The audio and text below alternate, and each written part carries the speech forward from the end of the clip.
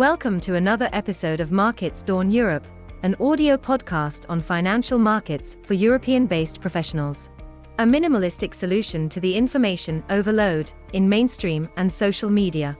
This is what you need to know today.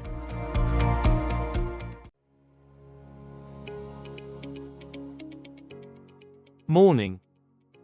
Treasury yields shifted upwards yesterday, driven by expectations for a stronger US economy and a less dovish Fed.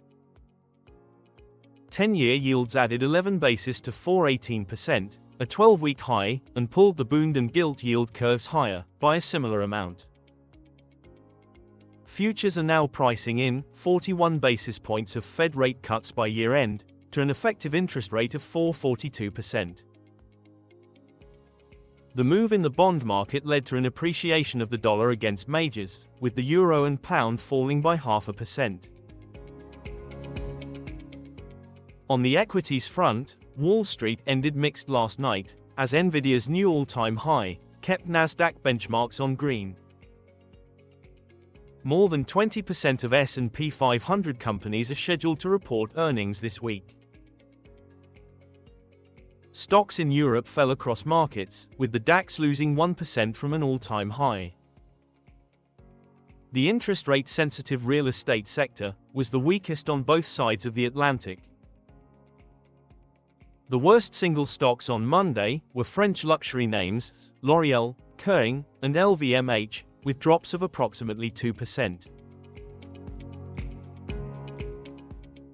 Asian markets are trading lower today by more than 1%. Except for mainland China and Hong Kong, which are a touch firmer. European futures are mixed, with the DAX pointing to a partial recovery from Monday's decline. Fed officials made mixed comments about the path of policy rates yesterday, with San Francisco Fed President Daly leaning towards more rate cuts as inflation slows, to stop the labor market from weakening further. Dallas and Minneapolis Fed presidents made less dovish remarks, stating that the central bank should proceed carefully, considering the economic uncertainty, using terms such as gradual and modest to refer to interest rate reductions. In Europe, ECB's Casimir stated he was increasingly confident in the Eurozone's disinflation path, and the central bank should be in a comfortable position to continue the easing cycle.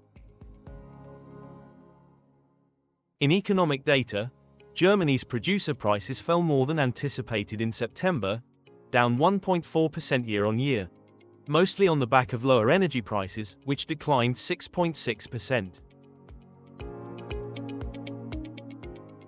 2 weeks ahead of the US election, a Washington Post-led survey showed a virtual tie between Harris and Trump in the swing states that will define the election. Other recent polls also found a recovery for Trump, and the difference between candidates now falls within the polling margin of error. In corporate deals, US asset manager Neuberger Berman is partnering with Sweden's EQT and Canada's CPPI to acquire international schools operator Nord Anglia Education for $14.5 billion including debt.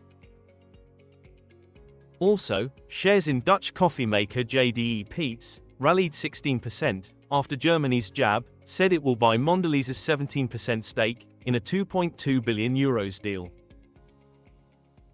In DCM, the notable corporate issuer in euros on Monday was Nestlé, with 6 and 12-year bonds rated AA-.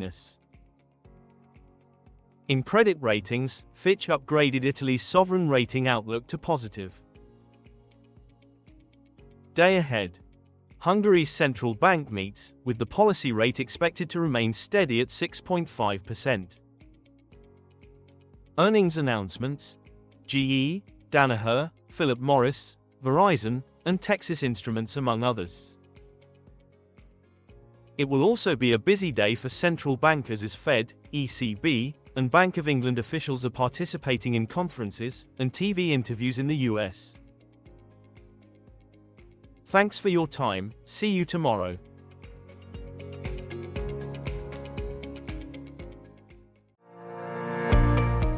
Visit laconicbriefs.com to subscribe to our newsletter. including this audio podcast with an extended script if you prefer to read, plus performance tables and charts, all in one place. Delivered straight to your inbox every morning, Monday to Friday.